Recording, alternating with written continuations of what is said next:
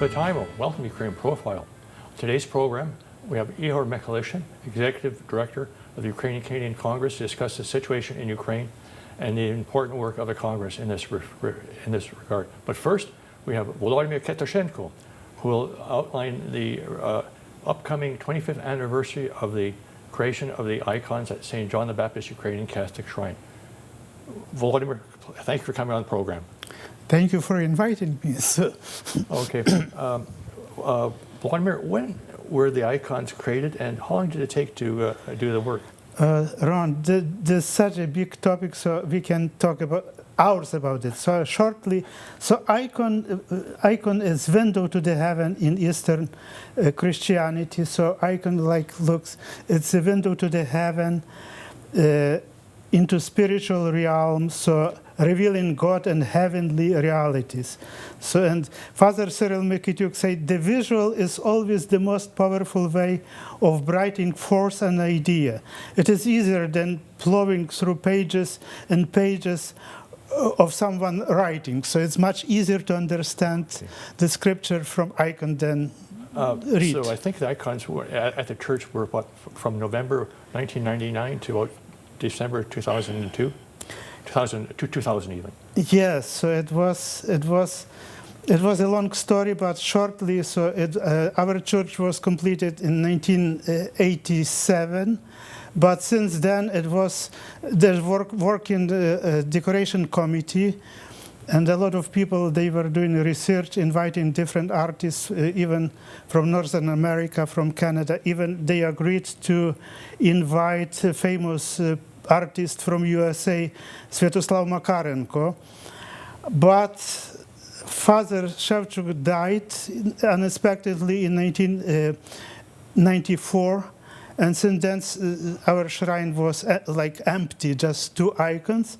And then decoration committee with Father Cyril Michalchyshyn, they started to invite artists from Ukraine for two reasons. It was much cheaper, and secondly, in Ukraine, since Ukraine became independent, it exploded sacral art, and there was a lot of very good quality artists. So they came in 1999 to start to do decoration. I think too, a lot of them came from the Lviv Academy of Arts.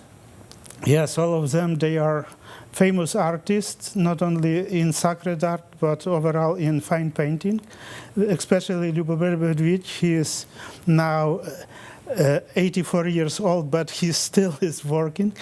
So, and in his team was his son-in-law, Stefan Yusefiu, and also another very famous artist, Michalchyshyn, and to another very good specialist in stained glass.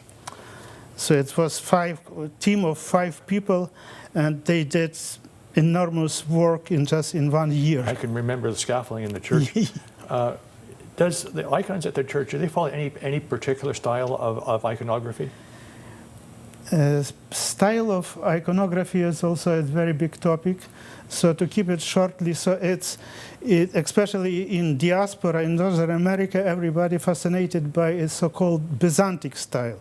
So yes, our church is made in Byzantine style, but Byzantine style is not only very traditional, which we see in, for instance, in Greek church.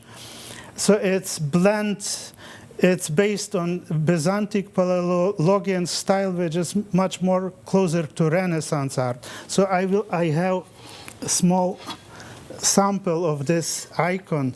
You can see all those sharp lines. You see very soft and blended colors. So actually it's Ukrainian style, which based on Byzantine canons. Interesting. One thing which I like about the style of the church, the colors are so bright and vibrant. There's a lot of times you go into a church with icons and they're so dark. Dark. Sometimes it could be the real Byzantine style. Actually, they are much darker. So in our church, it's blend of Byzantine style with Renaissance, and Baroque, I would say. So that's why it's a little bit lighter. And another thing, so our church is not typical Byzantine church, so it has so many windows. So that's why when artists came to Ottawa, his first idea was just to close half of windows because too many windows, so bright. That's why it's very blended, and it's actually his talent was to balance the light, exterior lights and icons and stained glass to make that's why our church is unique, because it's all elements they made by one person, one author, one very good artist, all components, stained glass and wall paintings and icons. So it's Volodymyr, could you mention maybe a couple of the more important icons? Yes, so we have a couple of those icons. So it's on display. There are sketches made by the artist. So, and the most important, one of the most important is Mother of God. So on the east wall of our church. So it's magnificent, big icon. So when you just came, you just impressed. And another one is Christ Pantocrator in the dome. So it's big with big eyes looking at you. So I just have fun to looking at the kids when they come into the church and they look in the dome, and this Christ Pantocrator, Christ the ruler, is like enjoying it. It's huge icon. It spans on 7 meter wide, so it's really huge. It's huge. I guess maybe get more into what's happening in the near future. How will the 25th anniversary icons be celebrated?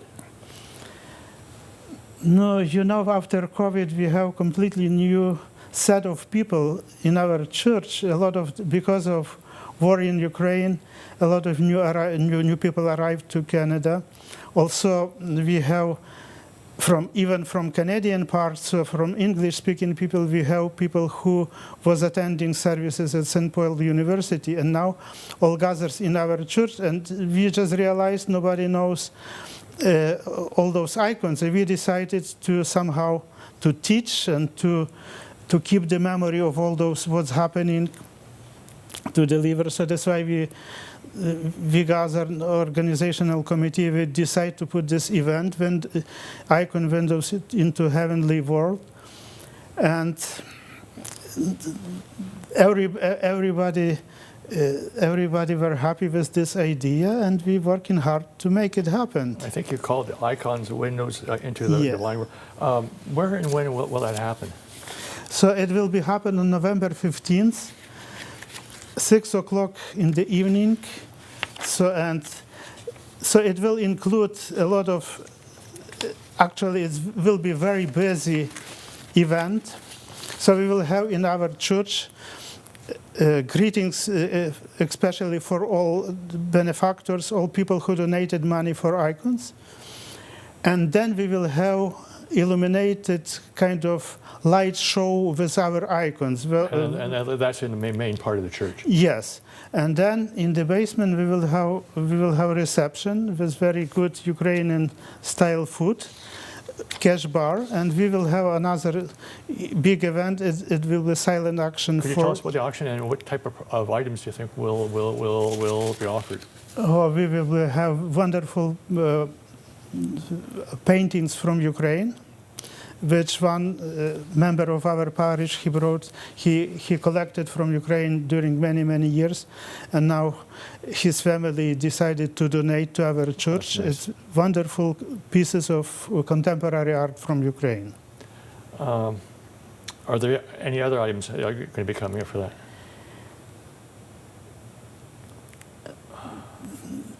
There will be also we will be screening message from artists from Ukraine. So we are recording this message in Ukrainian, and we will screen it to greetings from living authors for celebration of this anniversary. Being a fundraiser, to what will the proceeds be directed towards? No, since it's past 25 years, so and every piece of art it needs a little bit maintenance work. For instance, all icons they need to be revarnished. Some of pieces, some wall paintings, they need a little bit restoration because of different things happening to them. So everything needs cost to maintain it for future generation. And also the whole project should be finished with some pieces of furniture. We should build amvon, tetrapods according to artist designs. So we still have those designs, but they were never finished, so we're collecting money for this one. Now, maybe slightly off topic, but they also did stained glass in the church. Stained glass in the church is another reason why they are here, because actually our church is not clear Byzantic. So if you talking about Byzantic church, at the old times they didn't have so many windows. So windows is rather more Gothic style. So and all those windows they use very good usage, because on those windows we do have stained glass commemorating millennium of Christianity in Ukraine, and another set of stained glasses they display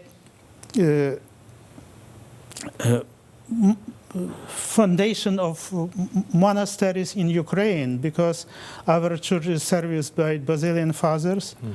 And that's why it was very important theme in our church to have somehow celebrate monastic lives. And the founders of monasteries in Ukraine, they are actually on those stained glass in the church. Yeah, that's wonderful. Also, there's stained glass in the dome. I think it's the prophets from the Old Testament. Yes, in the dome, so all those 16 stained glass, it's all prophets. So we have very hierarchical order of those. So we have Christ Pantocrator, we have prophets, we have apostles, we have evangelists. So everything is according to Byzantine rules. Which Now, where can people get more information regarding the actual event? We just started companies just selling tickets.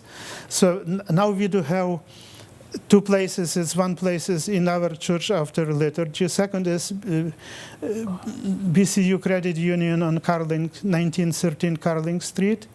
And there is online, so we will provide information. Okay. I think we'll be showing something at the end of the interview. Volodymyr, thank you very much for coming. And, thank you for best of luck. I mean, this is fantastic. Thank you. You and your group are doing a fantastic job. Thank you.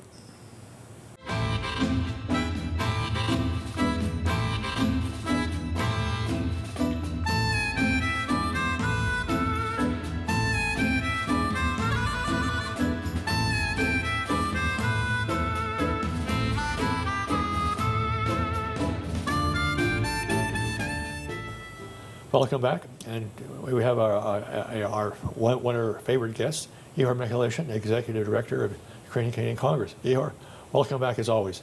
Дуже дякую. As of September the 30th, what's the situation in Ukraine right now? Well, not much has changed, unfortunately, from this terrible bombardment we saw over the summer. There was a statistic that in the last year to date, Russia has increased attacks by drones and missiles on civilians by 1,028%. So where there might have been 700 drones or 800 drones in 1 month, now that is the number that come and attack Ukrainian cities in one night. So intense bombardment. There has been obviously some political back and forth with President Trump that we'll get into about Russia's refusal to sign any ceasefire or a peace plan, but the people of Ukraine are working to endure and shooting down everything that gets thrown their way, but not much has changed in terms of the Russian invasion. I guess though they're starting to give back as good as they get now with the attacks on the oil facilities in Russia. Yeah, Ukraine has been able to deploy drones deep within Russia at Air Force bases, oil refineries, bridges, and other key infrastructure. They're not attacking civilians, which is an important distinction between what Russia is doing on Ukraine. What's the UCC position regarding, as you just mentioned, Trump's rather dramatic change of face? Yeah, so in the last week with the United Nations, we saw President Trump had a press conference with President Zelensky of Ukraine, saying things like he thought Ukraine could push back and repel all the Russian invasion forces, and even go further. I mean, I think we think it's positive to see the American president see Ukraine in a victorious path. That relies very much on American support, American weapons, American military intelligence. We think that's his way of showing that he understands that Putin is not going to sign a peace deal, a ceasefire, as he's tried to get him to do, to come to the table. But again, we know with President Trump, he can be unpredictable. So consistency and hearing him say that repeatedly will be important. Getting that into action, getting that kind of military support that backs that kind of statement will be very important. Also, too, did they not allow the Ukrainians to fire some of their American-made missiles further into Russia? There are, medium and long-range weapons which Ukraine has purchased, which they're allowed to fire sort of at certain targets, certain distances. So that's an ongoing political negotiation. But Ukraine is increasingly building its own air defense. About 40% of what Ukraine uses is developed and built by themselves. And that will be critical to the path going forward. Well, I guess one great example is the Flamingo missile. Yeah, there's a number. I mean, the speed of military development, technology development in Ukraine is immense. What we hear from Canadian defense companies that they are there trying to learn from the Ukrainians at the fast pace of battlefield tested. Interesting. And what upcoming events is the Congress going to be holding that will help support Ukraine in the near future? Well, we just had the International Civilian Aviation, ICAO, in Montreal voted to continue to keep Russia excluded. And so our community in Montreal was doing a big demonstration outside of that international summit. The big event happening we'll talk about is the Triannual Congress of Ukrainian Canadians in about 45 days from today. Our local communities continue to demonstrate. I know that our Durham region, which is around Oshawa, Ontario, every week they have a demonstration along the 401. This is now, they're into the hundreds of numbers of demonstrations. Every demonstration is an important one to show the Ukrainian people that Canada stands with them. We unfortunately are starting to look ahead to February 24th and the fourth anniversary of that full-scale invasion. Maybe that's on a little more interesting topic. What's the, I guess, fill us in on the National Impact Survey for 2025? Absolutely. Of the newcomers? Yes. Yeah, we're going to be doing that webinar in 2-3 hours from now. So we did a survey, thanks to the Canada-Ukraine Foundation and our UCC Trust. We funded a survey over the spring and summer of newcomers. The survey has lots of data, but the point of it was to assess, are newcomers integrating into community life in Canada? By newcomers, we mean recently displaced Ukrainians here on the Kiewit visa. What their plans are, what their feelings are in terms of community organizations. The sneak preview I'll give your viewers, and I can come back to talk to you about it after as well with all the slides, is most displaced Ukrainians in Canada feel a strong affinity for community. They value community.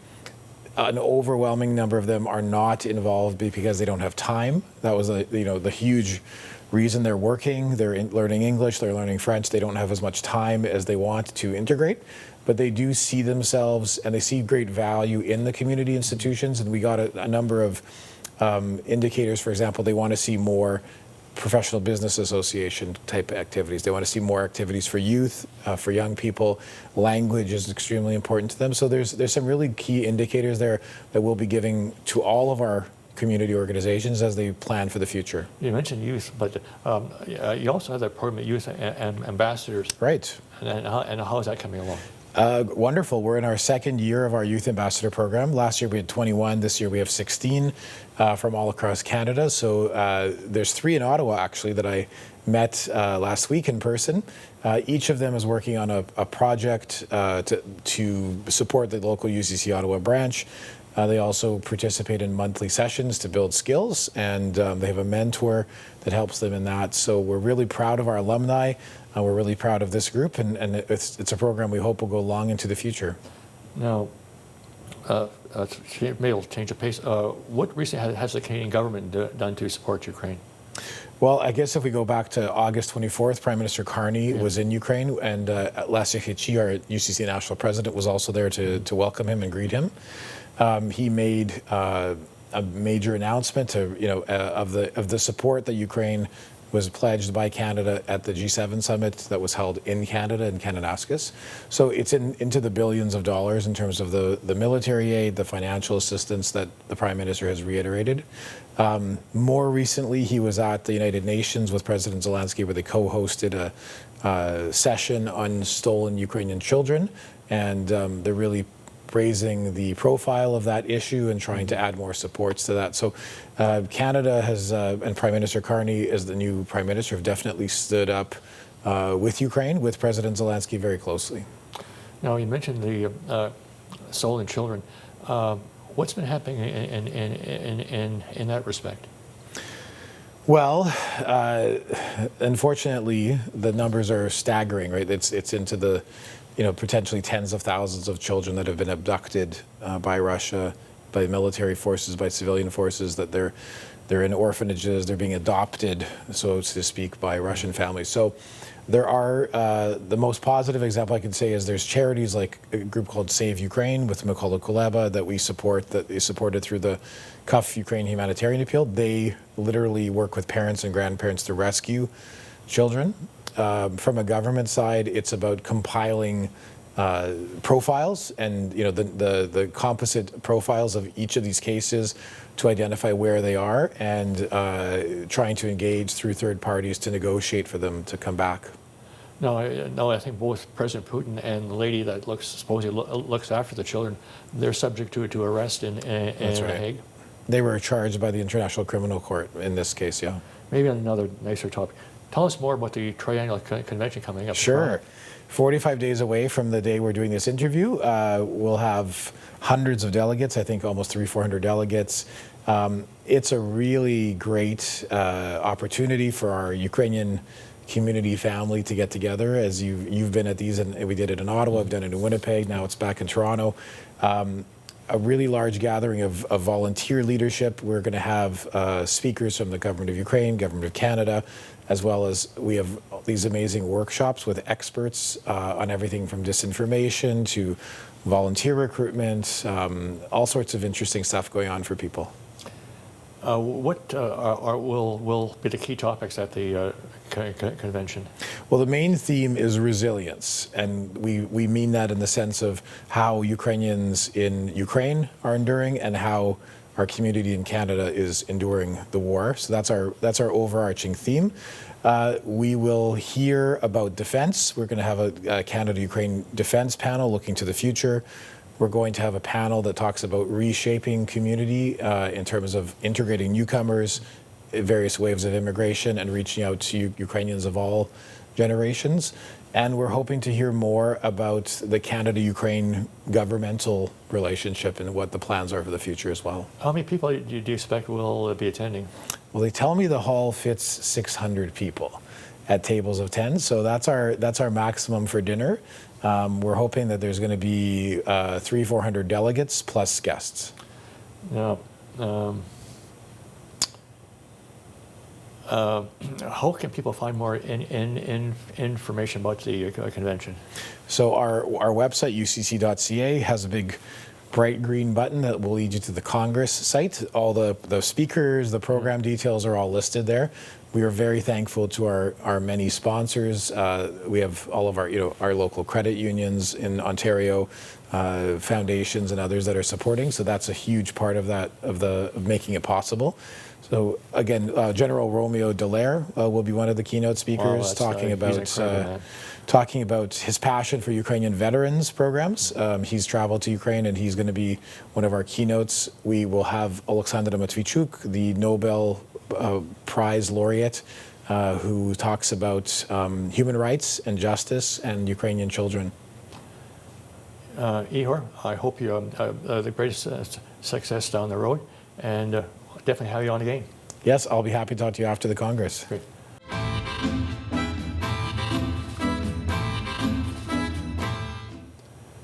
Well, to finish up about the icons, prior to the COVID pandemic, the St. John's was open to all people during doors open. And one time I was working with Father Cyril and a young couple, a gentleman in his mid-30s with a young girl, what, 9 or 10. So we're looking around, and there's one icon, and it's the Ascension of Blessed Virgin Mary. And at the base of the icon are two little figures, one of an angel with a sword, and one with the devil's hands being chopped off.